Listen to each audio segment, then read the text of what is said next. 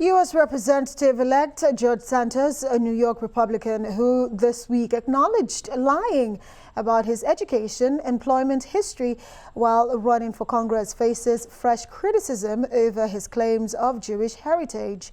The Republican Jewish Coalition says Santos would not be welcomed at the group's future event after misleading its members about his ties to their faith. The group issued a statement a day after Santos told the New York Post that he never claimed to be Jewish. Well, this is despite a message on his campaign website saying that his mother was Jewish and that his grandparents escaped the Nazi during the World War II. And for more on these stories, Arise U.S. correspondent Eric Ham joins me now from Washington, D.C. Eric, thank you so much for being here. And of course, want to start from the top and bring it down here. Well, let's look at the Supreme Court's move to leave in place that pandemic-era Title 42 immigration restrictions. What has been the reaction to this so far?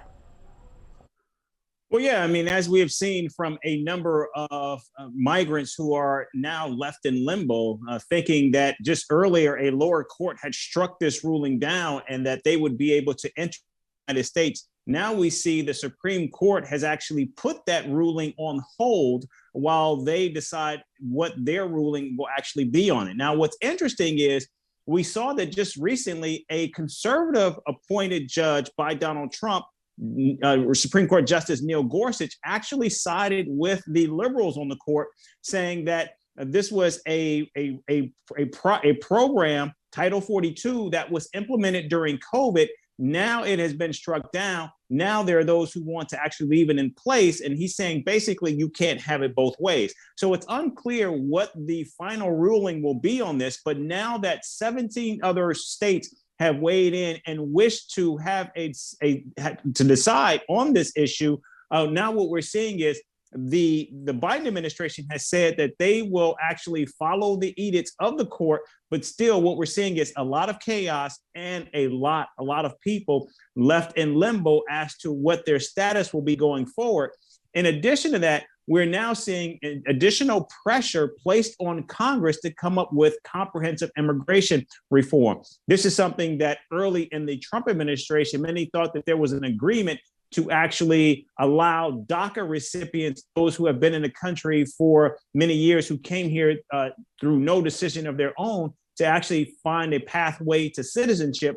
Now it seems as though this is all back at square one, and President Biden in the White House is pushing Congress to come up with a plan in the next congressional session. Until then, what we're seeing is many cities, such as El Paso, Texas, one of those border cities where people tend to come in from Mexico to the United States along the U.S. southern border, those cities continue to bear the brunt of an enormous amount of individuals who continue to cross into the United States seeking asylum.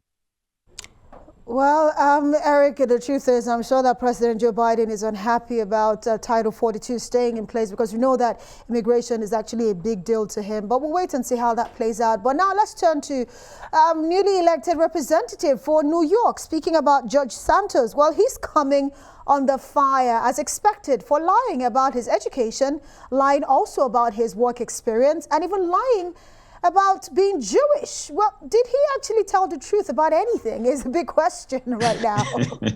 Yeah, that's a question that many are asking now. In fact, we're seeing that the criticism is beginning to run hotter and hotter each day, and there are growing calls for him to resign even before he is sworn in. Now, of course, this new Congress is going to be seated next week, and many will be watching to see if, in fact, he will be sworn in and if there will be any rebuke or condemnation by Republican leadership. So far, much of the criticism and critiques have come from either incoming members of Congress or Democrats. It's been noticeably silent from the House Republican leadership about whether or not George Santos should be seated as a member of Congress. In addition to that, many legal watchers are now looking at his financial disclosure form because, again, illegally or unlawfully placing information on those forms not only could result in a fine, but potentially prison as well.